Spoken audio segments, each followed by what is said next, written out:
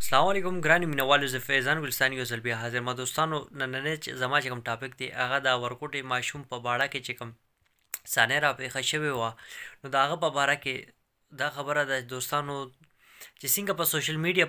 باندې د هغه ورکوټي یحیی ماشوم دپاره اواز اوچت شوی دی هر یو کس چې دی نو هغه دپاره اواز اوچت کړی دی سپیشل چې کوم اواز ټولو نه مخکې اوچت کړی ضمیر خان ضمیر چې کوم جذبه خلکو کې پیدا کړې وه هغې نه پس بیا چې دی نو زیاتر ملګري راپاڅېدلي دي هغه هم چې دی نو ورسره ولاړ وویل صبر وکړه موږ هم چې دی نو ده سره به تعاون کوو امداد به کوو هغې نه پس چې دی نو دا خبره دونه چې دی نو ګردش شوه او مخکې لاړه نو د هغه علاقې چې کوم ایم پی ایس ایم این ایس دي هغه هم راغل نو هغې دا خبره وکړه چې څونه خرچه راځي موږ به ورکو نو ډېره ښه خبره ده د یو غریب دپاره اواز اوچت شوی دی او د یو غریب مسکین زوی دپاره اواز اوچت شوی دی هغه چې څنګه په کوی کې پرېوتی دی نو الله پاک دې د هغه مور پلار له صبر ورکړي او کسان لګېدلي دي اوس هم چې دی نو ټیمان لګېدلي دي نو کار لګیا دی کوي نو الله پاک دې د ماشوم مور پلار له صبر ورکړي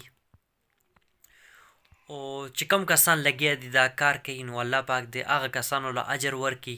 تر اوسه پورې دوستانو چې کوم نوی اپډیټ راغلی دی هغه کسان لګیا دي کار کوي خو لا تر اوسه پورې چې دی نو هغه ماشوم ورکوټی چې دی نو لا نه دی میلو شوي او کار روان دی د شپې ورځې کار لګېدلی دی او کسان لګیا دي کار کوي محنت سره کوي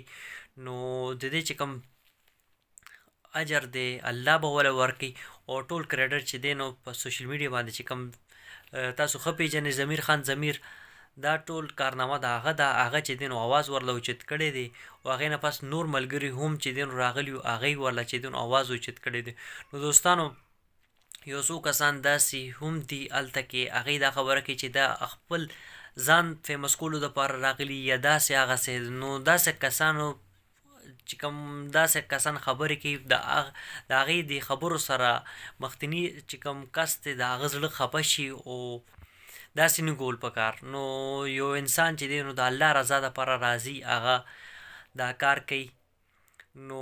داسې خبرې نه کول پکار نو بس دوستانو زما دا میسیج دا پیغام هم ما خپل دوستانو سره شیر کوم که ویډیو کې ما نه څه غلطي شوي نو زه بخښنه غواړم انشاءالله ډېر ژر تاسو سره به یو نوي ویډیو کې به ملاقات کېږي د خپل ځان ډېر ډېر خیال ساتئ د لوی الله په امان